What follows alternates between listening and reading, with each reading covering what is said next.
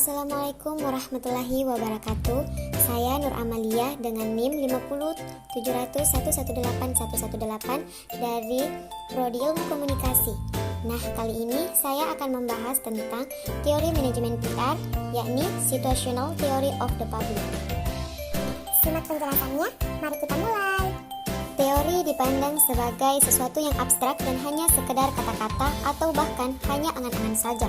Groening mengembangkan sebuah teori public relation yakni Situational Theory of the Public yang bermaksud upaya untuk mengidentifikasi isu-isu publik yang memfasilitasi pembentukan publik untuk mengelola isu-isu organisasi. Teori ini menjelaskan tentang sikap dan perilaku komunikasi masyarakat umum. Teori situasi dari ketiga pendekatan variabel bebas adalah masyarakat umum menggunakan masalah bahwa individu tersebut mencari solusi dari masalah tersebut. Terakhir, seberapa jauh seorang peduli dengan sebuah isu. Variable teori. Ada 4 variabel teori yang akan saya bahas. Yang pertama, pengenalan kendala. Yang kedua, tingkat keterlibatan. Yang ketiga, pencarian informasi. Dan yang keempat, pemrosesan informasi. Pengenalan kendala. Pengenalan kendala adalah sejauh mana individu melihat perilaku mereka sebagai dibatasi oleh faktor-faktor di luar kendali mereka sendiri. Kendala juga bisa bersifat fisik, seperti kurangnya akses ke alat pelindung diri.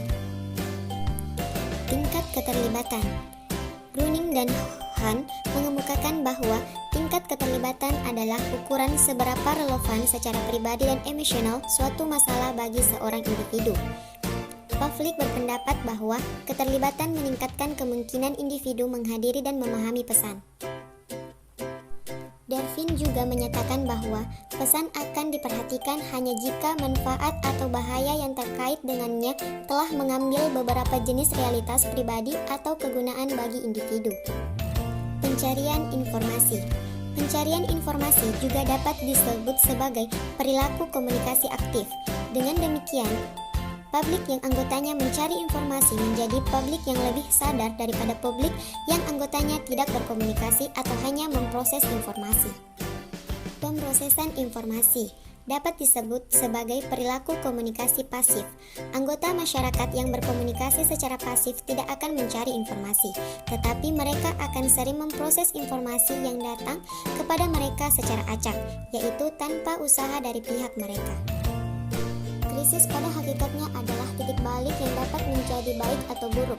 Krisis yang segera diselesaikan adalah baik bagi perusahaan, dan krisis yang tidak segera diselesaikan berdampak buruk bagi perusahaan. Maiko Hotel and Convention Center, Makassar, mempunyai kegiatan di bidang kehumasan yang pada prinsipnya perhatikan bagaimana pandangan atau kesan masyarakat atau berita dan opini yang keluar di masyarakat atau publik tentang Maiko Hotel itu sendiri. Nah, contoh kasus yang akan saya bahas berasal dari Hotel Maiko itu sendiri. Maiko Hotel and Convention Center pada awal pembangunan diberitakan mengalami beberapa masalah.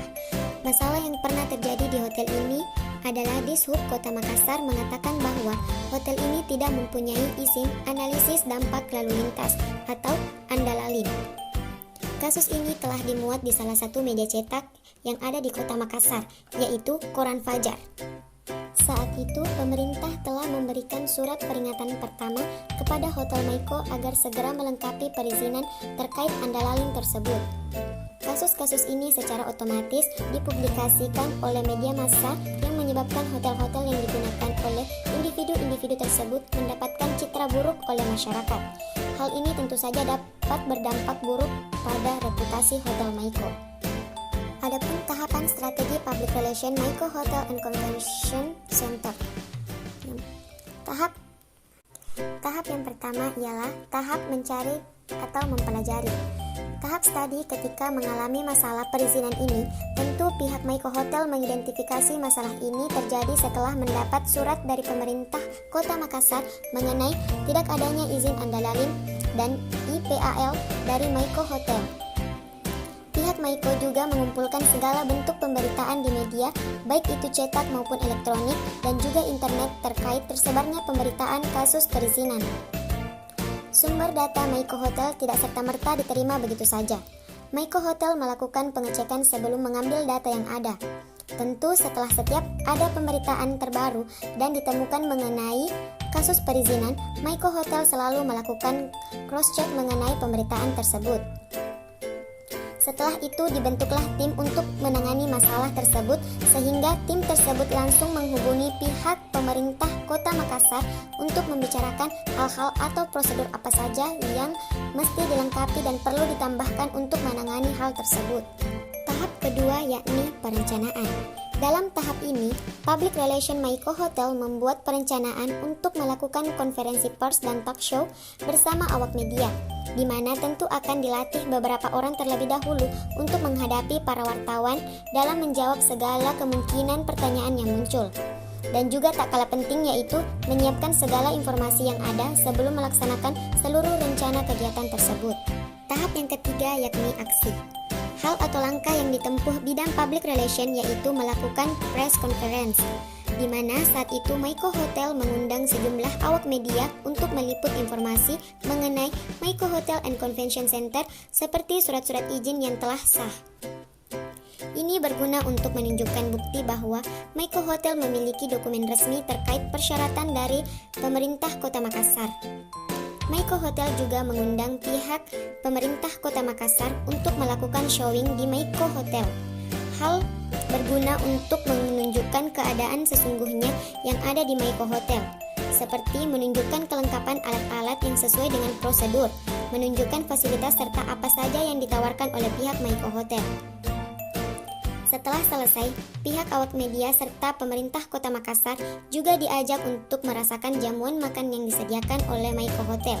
Ini berguna untuk menjalin keakraban yang lebih intim ketika melakukan proses santap bersama. Dan tahap yang terakhir ialah evaluasi.